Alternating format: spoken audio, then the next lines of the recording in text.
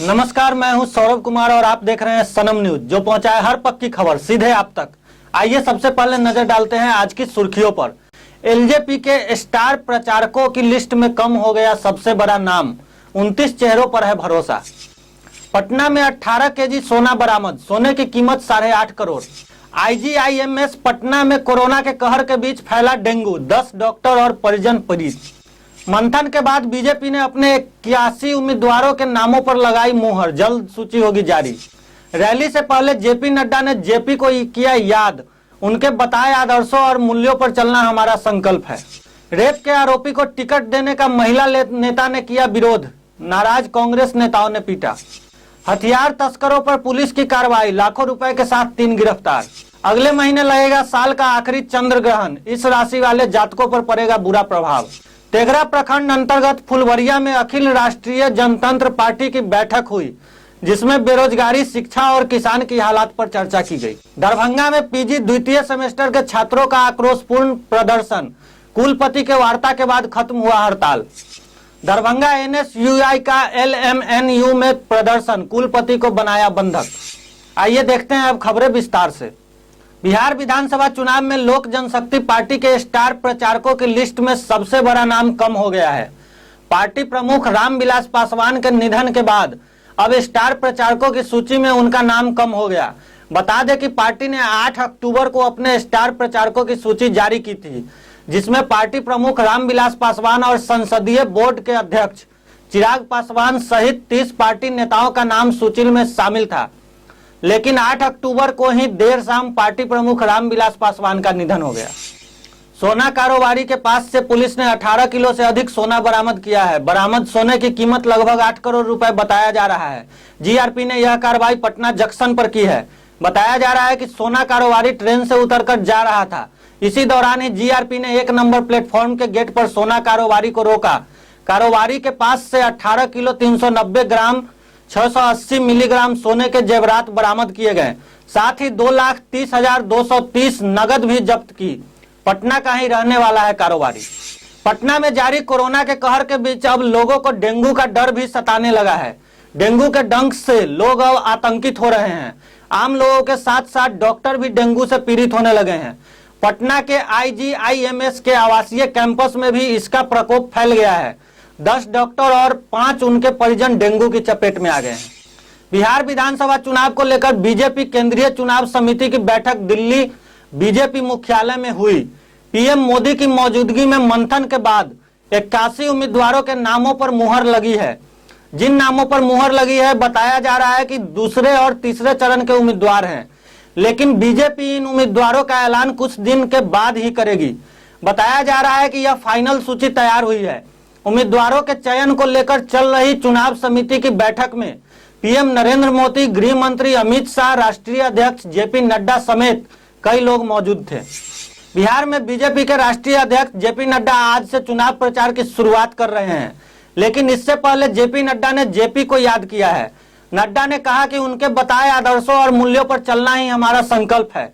नड्डा ने कहा कि भारत रत्न से सम्मानित जयप्रकाश नारायण जी ने अपने उत्कृष्ट विचारों तथा दर्शन से देश को नई दिशा देने का कार्य किया। ऐसे सर्वोदय विचारक व मानवतावादी चिंतक की जयंती पर उन्हें कोटि कोटि नमन। यह हमारा सौभाग्य है कि छात्र जीवन में ऐसे विराट व्यक्तित्व का सानिध्य मुझे प्राप्त हुआ। कांग्रेस नेताओं ने अपने ही पार्टी की महिला नेता की पिटाई कर दी। महिला रेप के आरोपी कांग्रेस नेता को टिकट देने का विरोध कर रही थी। घटना यूपी के देवरिया की है। घटना के बारे में बताया जा रहा है कि महिला नेता ने पार्टी के राष्ट्रीय सचिव और पूर्वांचल सह प्रभारी सचिन नायक के सामने ही उपचुनाव प्रत्याशी को रेप के आरोपी बताते हुए टिकट देने का विरोध किया। इसके साथ ही विरोध में गुलदस्ता राष्ट्रीय सचिव के ऊपर फेंक भी दिया। इसके बाद जमकर हंगामा हो गया। इस दौरान कई पुरुष कार्यकर्ताओं ने महिला की पिटाई कर दी। बेगूसराय में बलिया पुलिस और एसटीएफ पुलिस को एक बड़ी सफलता मिली है। एसटीएफ की टीम ने हथियार तस्करों को भारी मात्रा में हथियार एवं लाखों रुपए के साथ गिरफ्तार किया है। एसटीएफ ने यह कार्रवाई बेगूसराय के बलिया थाना अंतर्गत लखमीनिया स्टेशन के समीप की है। इसके बाद तीनों तस्करों को बलिया पुलिस को सौंप दिया गया।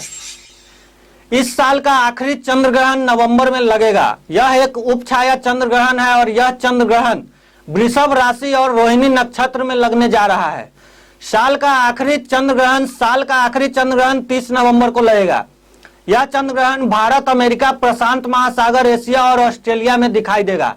हालांकि उपछाया चंद्र ग्रहण होने के कारण सूतक काल मान्य नहीं होगा।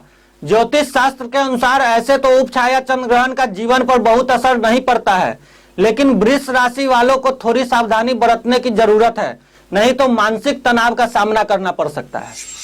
अखिल राष्ट्रीय जनतंत्र पार्टी की बैठक तेघरा प्रखंड के फुलवरिया एक अध्यक्ष मनीष कुमार के अध्यक्षता में हुई।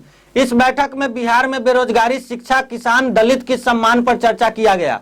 संवाददाता मिराज आलम ने बताया कि मौके पर उपस्थित अखिल राष्ट्रीय जनतंत्र पार्टी के राष्ट्रीय अध्यक्ष विवेक कुमार शर्मा, राष्ट्रीय उपाध्यक्ष उमेश शर्मा, अध्यक्ष मनीष कुमार, सचिव विनीत कुमार आदि लोग मौजूद थे। ये संगठन बनाया गया है बिहार के युवाओं को विकास के लिए, बिहार के युवाओं को रोजगार के लिए। और देखिए, हमारा किसी जाति धर्म से भेदभाव नहीं है। वही मुद्दा ही बताए। हम यहाँ पे पहली बार आए हैं। आज हमारे मनीष शर्मा जी के मार्फत से यहाँ आए हैं। हमारे ही अभी ब्रजेश मिश्रा जी हैं, उनके यहाँ हम लोग को जाना है। उनके माता जी गुजर गए।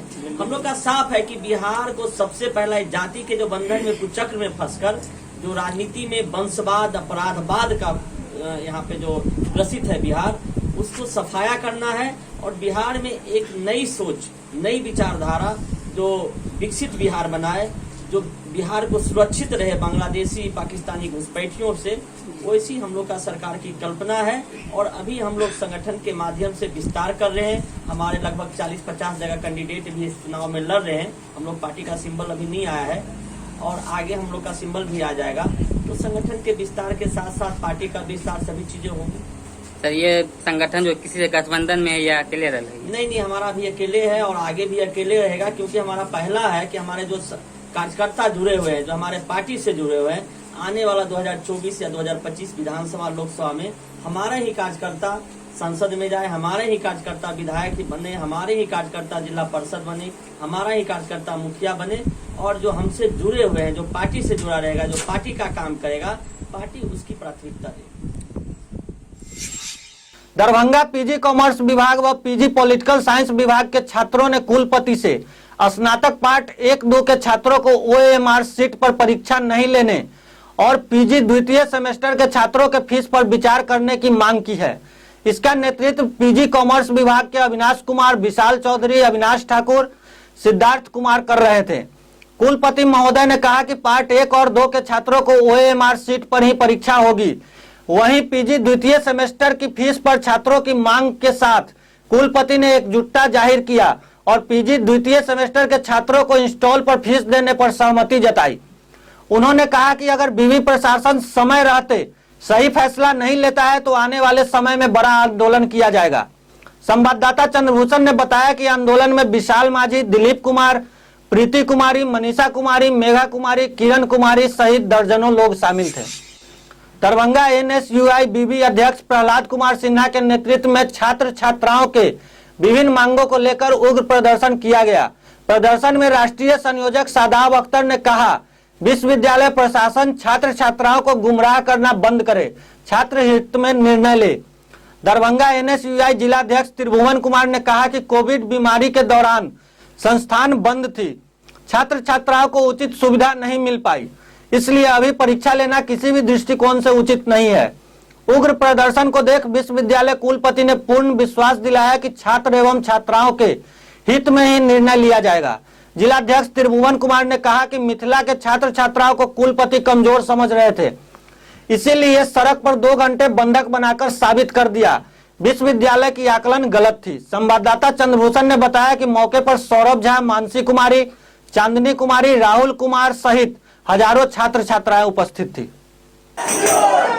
अभी देखिए, मैं आपको बता दूं कि ललित नारायण मिथिला यूनिवर्सिटी के नव नियुक्त कुलपति जो तानाशाह फरमान जारी किया था, उसके खिलाफ पूरे विश्वविद्यालय में हमारे तमाम छात्राओं मिलकर के अपने हक व अधिकार की लड़ाई विगत 10 बजे से लगातार जारी रखा है।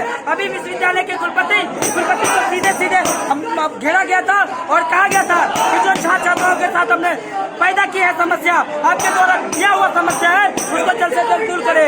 साथ ही बीएड का जो 35,000 फीस की मसला है उसको फ्री वापस लेना चाहिए और पार्ट 1 पार्ट 2 पीजी द्वितीय सेमेस्टर LLB द्वितीय सेमेस्टर के छात्र छात्राओं को सीधे सीधे प्रमोट करना चाहिए, क्योंकि विश्वविद्यालय प्रशासन किसी प्रकार की शिक्षा से संबंधित कोई भी प्रकार की सुविधाएं नहीं दिया गया था। आप देख सकते हैं हमारी बहन है, प्रदर्शन कर रहे हैं पूरे दम के साथ, सभी छात्र मिलकर के कर रहे हैं और ये शानदार जीत होगी। हमें पूर्ण विश्वास है अपने निष्ठावान, अपने ईमानदारी से कि सच्चाई की सदैव जीत हुआ है और हमें पूर्ण विश्वास है कि हमारी जीत होगी। त्रिभुवन कुमार, अध्यक्ष दरभंगा, नमस्कार। फिलहाल के लिए इतना ही। आगे की खबरों के लिए हमारे साथ बने रहिए और देखते रहिए सनम न्यूज। धन्यवाद।